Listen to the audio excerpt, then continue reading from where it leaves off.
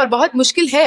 आप देखेंगे तो टारपोलिन के पतले से प्लास्टिक का जो कपड़ा है, जो प्लास्टिक का बैग है, उससे वहां पे छत है, वहां पर लकड़ियों के प्लैंक रख के बिस्तर बनाया हुआ है, कोई गद्दे तो नहीं है, किसी तरह की और सुविधा तो नहीं है, पानी मिल रहा है, पानी भी जो लोग यहाँ पर बांट रहे हैं, मदद कर रहे हैं, नहीं तो हम ही अपना खरीद के ला रहे हैं, उसमें भी किफायत करना पड़ता है। व्यक्ति जो अकाउंटेबिलिटी की लड़ाई को समझता है, जवाबदेही को समझता है, वो जब आपसे मिलने आए और ये कहे कि बहुत जरूरी है, एक ऐसे निर्णायक मोड़ पर आज देश खड़ा है जहां पर ये सैक्रिफिशियल डिसीजंस लेने की जरूरत है, जहां पर उन्होंने चिंता भी जताई कि छात्रों का, सोनम जी का स्वास्थ्य खराब ना हो, पर उन्होंने ये बात भी कही कि आज के इस घड़ी में जरूरत है कि देश का युवा, देश का छात्र सैक्रिफाइस करे। तो भूख हड़ताल वो चेतावनी है, वो सैक्रिफाइस है जिससे उन्हें उम्मीद है कि ये सरकार झुकेगी। देश के वो लोग जो जनता विरोधी हैं, यहाँ पे लगातार आते हैं। 3 दिन पहले यहाँ पर अपनी बेटी के साथ जो लगातार एक पिता प्रोटेस्ट मारे तो उनका सर फोड़ा गया। पूरा नाम मुझे याद नहीं है क्योंकि मुझे लगता नहीं है, मैं उनकी वीडियो कोई देखती नहीं है तो पता भी नहीं है। हालांकि ये पता है कि नफरत फैलाने का वो काम बहुत अच्छे से करते हैं।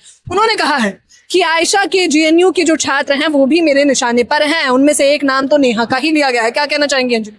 बिल्कुल, इनके निशाने पे ऐसे तमाम लोग होंगे जो समता पसंद, समानता पसंद, न्याय पसंद है, और मुझे लगता है कि ऐसे लोगों के निशाने पर होना हम लोगों के लिए गर्व की बात है कि शायद कुछ ऐसे जातिवादियों से लेकर तमाम ऐसे नफरती लोगों के पेट में हमने दर्द पैदा कर दिया है कि उनको इस तरह की धमकी देनी पड़ रही है। भूख हड़ताल का चौथा दिन भी समाप्त हो गया। शिक्षा मंत्री धर्मेंद्र प्रधान ने अभी तक इस्तीफा नहीं दिया है और उनके सोशल मीडिया टटोलने पर लग रहा है कि वो इतनी जल्दी इस्तीफा देने भी नहीं वाले हैं। इसको लेकर बीजेपी के तमाम नेता तो अब कॉकरोच जनता पार्टी पर टीका टिप्पणी करना भी शुरू कर चुके हैं। अंजलि, क्या कहना चाहेंगी? सबसे पहले तो बड़ी खबर आपको ये बता दें कि बीजेपी के जो अध्यक्ष हैं नितिन नवीन, वो कह रहे हैं कुछ कॉकरोच और वायरस हैं, उनका इलाज जो है भाजपा करे।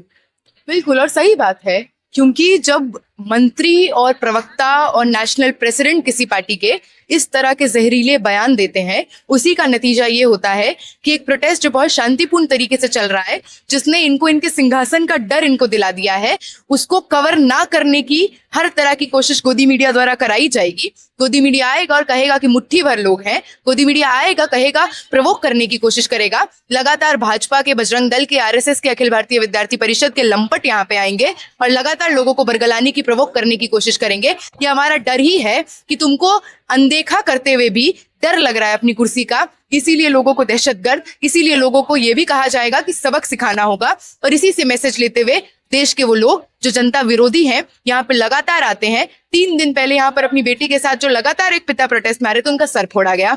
लगातार यहाँ पर वायलेंस की कोशिश होती है।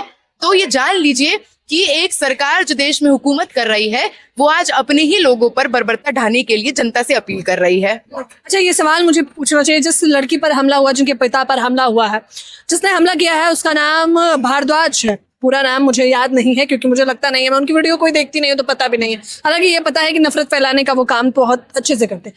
उन्होंने कहा है कि आयशा के जेएनयू के जो छात्र हैं वो भी मेरे निशाने पर हैं, उनमें से एक नाम तो नेहा का ही लिया गया है। क्या कहना चाहेंगे अंजलि?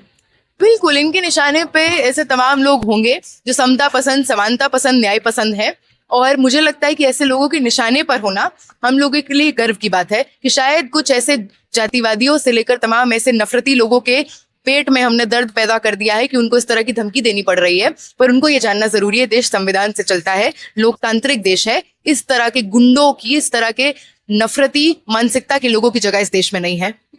बताइए, वरिष्ठ वकील प्रशांत जी से भी आप लोगों की हमने तस्वीरें देखी हैं, क्या कुछ उन्होंने आश्वासन दिया आपको? आश्वासन से ज्यादा हिम्मत देने का काम वो करने आए। लगातार आरटीआई एक्टिविस्ट, पब्लिक लिटिगेशन में काम कर रहे व्यक्ति जो लगातार देश में समता, न्याय, क्लाइमेट, पर्यावरण से जुड़े सवाल और तमाम जो आम लोग हैं जिनकी शायद बातें कोर्ट कचहरियों तक नहीं पहुंचती, उनकी लड़ाई लड़ते रहे। खासकर इस जंतर मंतर पे भी 2017 में प्रोटेस्ट बैन कर दिया गया। उन्होंने ही वो लड़ाई लड़ी जिसके बाद से यहाँ पे प्रोटेस्ट की, लोकतांत्रिक देश में प्रोटेस्ट की अनुमति वापस से मिलती है।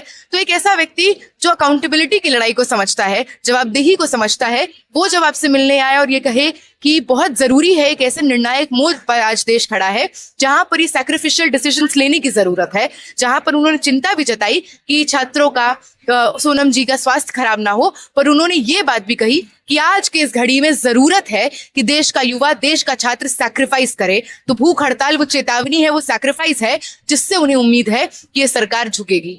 मैंने नेहा, दानिश और आपके जो अन्य साथीगण भी हैं उनके चेहरे देखे, वो चेहरे ये बता रहे हैं अंजलि कि वो ज्यादा दिन तक इस भूख हड़ताल को नहीं कायम कर पाएंगे, और कोई भी व्यक्ति नहीं कर सकता। मतलब मैं उन्हें नहीं कह रही हूँ, आप, मैं या जो दर्शक देख रहे हैं, उनके लिए भी ये आसान नहीं है। मतलब सोचकर भी तकलीफ होती है।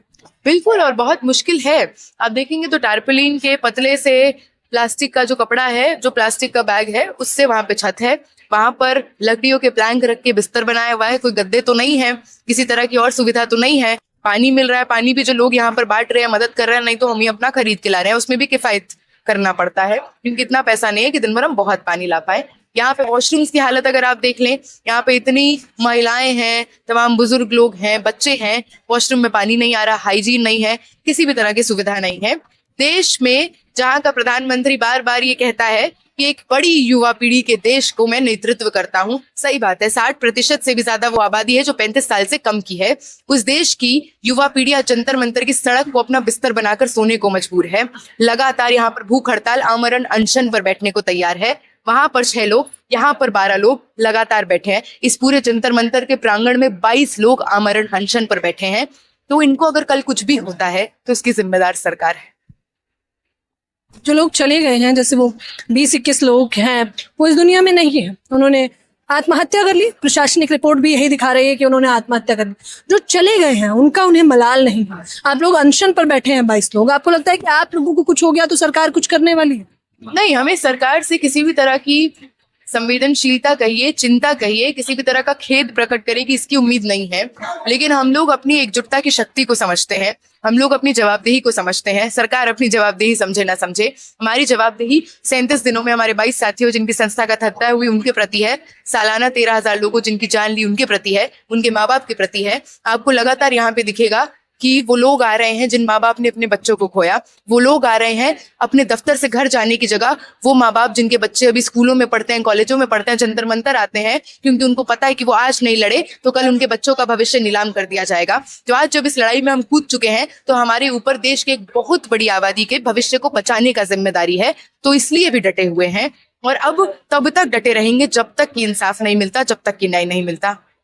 मैंने तो आपके मंच पर भी देखा कि तब तक छोड़ेंगे नहीं जब तक तोड़ेंगे नहीं। बिल्कुल बिल्कुल, और ये स्पिरिट जरूरी है, क्योंकि अगर आप आसपास देखें 11:30-12 बजे रात के अगर नारों से इस तरह से जंतर मंतर गूंज रहा है, लगातार लोग यहाँ पे एक दूसरे का ख्याल रख रहे हैं, हर तरह के कॉन्स्पिरेसी थ्योरीज रची जा रही हैं, कहाँ से फंडिंग आ रही है, कौन है ये लोग, टुकड़े टुकड़े गैंग बोल दिया गया, दहशतगर्द बोल दिया गया, हमको पीट दिया जाएगा, सबक सिखा दिया जाएगा, ये तक बोल दिया गया। और मुझे ये लगता है कि हमारी एकजुटता और जबरदस्त आंदोलन का प्रतीक है कि वो लोग जिनसे हम जवाबदेही मांगना चाहते हैं उनको लग रहा है कि उनका सिंहासन डोलने वाला है, ये उनके अंदर का डर है, इसीलिए इस तरह की बात कर रहे हैं। क्योंकि अगर फर्क नहीं पड़ता तो इस तरह की चेतावनी नहीं देते।